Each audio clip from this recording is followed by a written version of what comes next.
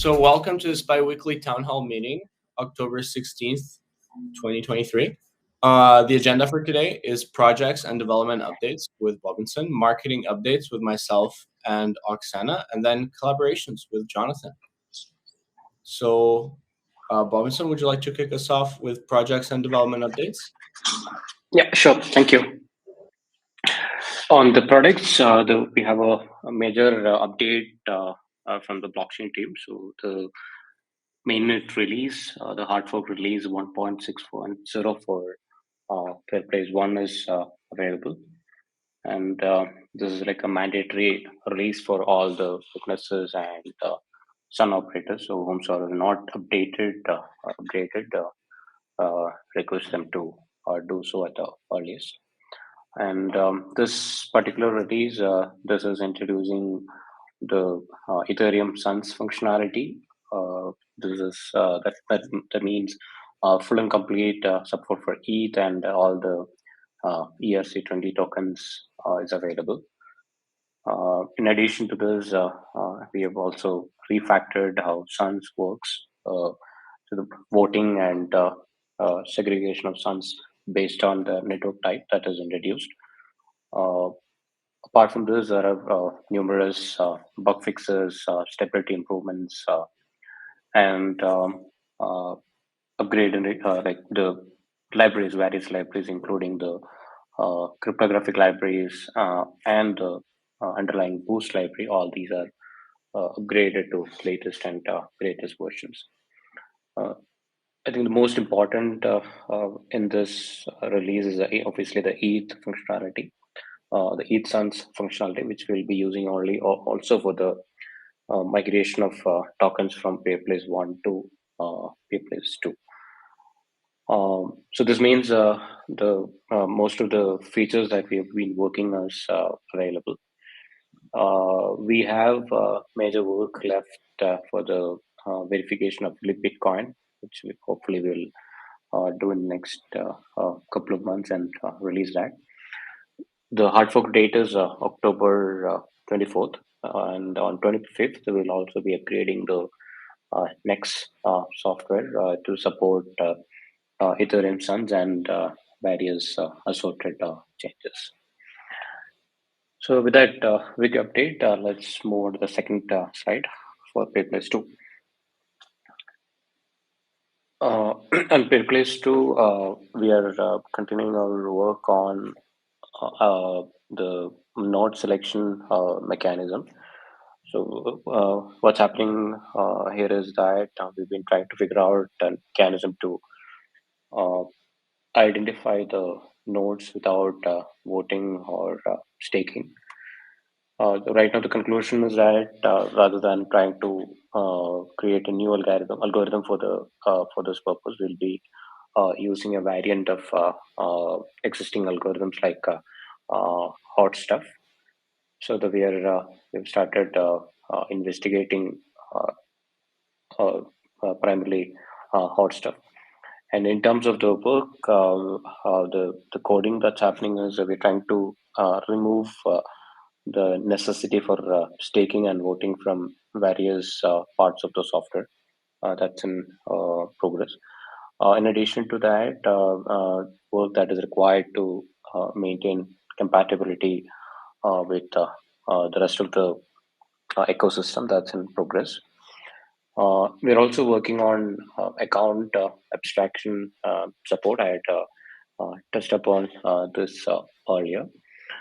So account abstraction is expected to provide an easy way for end users to get blockchain accounts without having the need to manage the private keys. So this will become more or less like any of the SaaS or social media products that we are using right now. So we are verifying the support for account abstraction. As of last week, the status is that the various tools like bundler software, which combines multiple transactions into one and publishes to the chain, pretty similar to a beacon chain. We have that particular software working. but there are numerous smart contracts which is required for the functionality, and we'll be having uh, challenges to understand how they're working. That's progressing right now.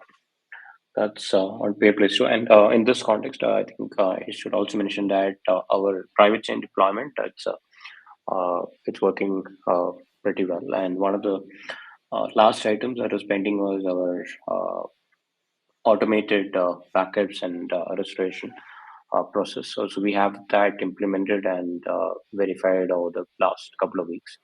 So that particular aspect is also working pretty fine. We still don't have support for import and export. So the only way for the chain to be backed up is using the disk backup copy and restore mechanism. Yeah, let's move on to the next slide. The slide is on Toto, the tab that we are actively working on. The current release, as I mentioned, is 1.0. And over the last week, we also have a hotfix release 1.1.1 available. This is that's awaiting deployment. The hotfix is expected to address various small bug fixes and UI challenges that we had. And the major progress right now, major focus right now is on enhancing the data that we have. So we've been collecting uh, representative data using various public sources.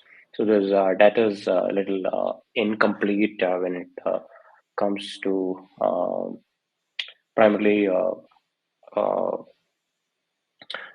the MLA or MP data. This was incomplete when it comes to certain data points like the ability to receive letters. So that is the physical address was missing in some cases, and in some certain other cases we have data for entire provinces missing.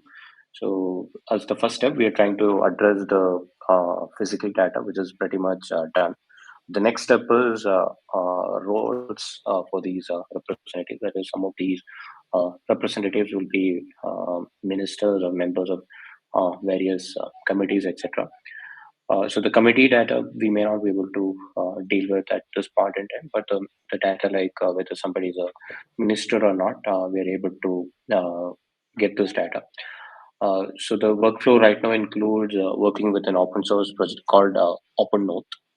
So we have been fixing few of their scrappers and committing changes to their repository, essentially committing pull requests to certain open source repositories. So that's how we've been getting this done. So that this is one of our major focuses right now. In addition to this, we are also trying to extend the subscription functionality. Right now, we only have a one mode of payment, that is you can pay for functionality once, like the ability to send letters. So we're trying to extend and add subscription functionality. Uh, and in addition to this, we are also working on inputs from working based on the inputs from the marketing team, which is often new features or workflows that is also being worked on. In general, the progress on the development side looks pretty good, and we expect a lot more inputs from the marketing team, which we'll have to incorporate so that the marketing is efficient. That seems to be in the upcoming weeks and months. I think that's going to be the major focus once our data and subscription functionality is complete. So these are the major updates from the development team. Thank you. Over to you, Matt.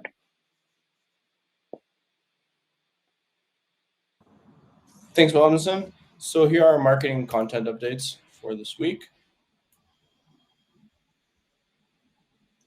So in terms of content, let's start with Toto. So we've adapted our Toto landing page to test various different variants. pretty much adapting to the reaction that we've seen in the comments and trying out different things to see how they perform. We're focusing on gathering signups directly into the app now, and also emails. And we're replying to all the comments on a daily basis. So there's a lot of activity there. We're getting about like 10 to 15 comments a day across all ads. And we're doing tests on the app and fine tuning as we go. I think Robinson went into detail on some of this.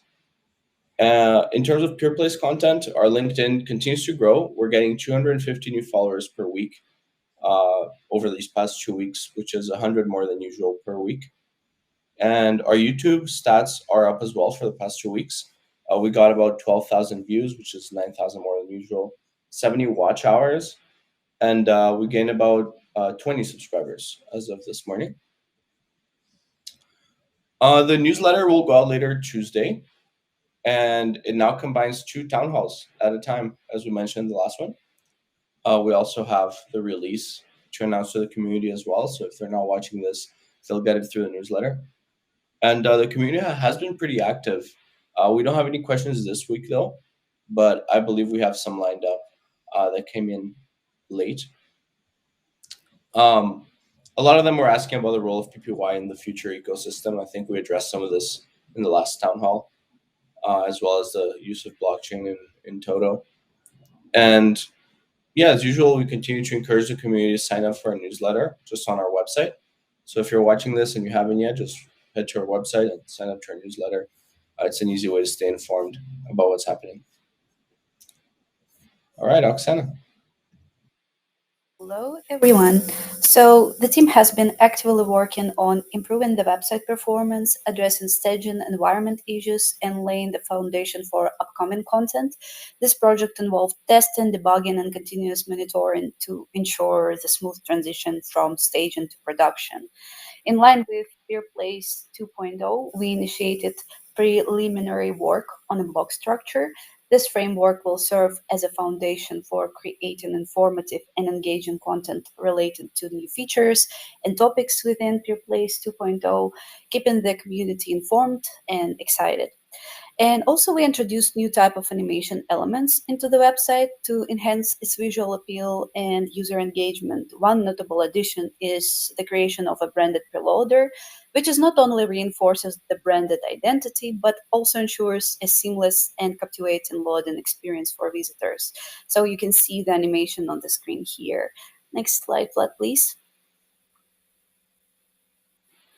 So we have continued to explore strategies for Peerplays YouTube channel to bolster our online presence and engage with a broader audience. In alignment with our updated branding guidelines, we have started creating samples of new YouTube elements. These elements will contribute to a consistent and recognizable brand identity. So you can preview one of the samples of the screen here. This sample is an intro for our town hall meeting that will be posted on the YouTube channel. So next slide, Vlad, please. And I'm happy to let know that the branding guidelines for Peerplays have been approved and are ready to be published. These guidelines are pivotal in maintaining a cohesive and recognizable brand image across channels and platforms. So that's all from graphics and branding updates for this week. Thank you. All right, Jonathan, collaboration updates. Good day, everybody. These are the collaboration updates for Peerplays for this past few weeks. We've continued to work in the standards category with Government Blockchain Association. As reported in the last meeting, our regular meetings for the gaming group are on hold, but we continue to contribute to the decentralized ID group, so that's going well. This past week, Peerplays was featured at G2E with the Gaming Benefits Corporation. As you can see, I included a little picture of the group there and the booth that they had at G2E, which was, from what I understand, a very strategically well-placed area. Right now, you could see there actually that Chris Sanborn was there, that he was representing Peerplays and helping to support with technical questions. Went very well from what I understand. We don't have a full report yet, but we expect to get that this week, and maybe we'll be able to share more details in our next update. Needless to say, though, it was overall very positive. GBC got some very positive feedback in terms of their work that they're doing with charitable gaming and with the regulatory gaming dashboard, which is what we're working with Peerplays. So overall, very positive. In terms of team updates, there are no updates for this past week. Thank you. All right, since we have no questions this week, this concludes our town hall. Thanks everybody for attending and have a good week. Thanks, everybody. Thank you.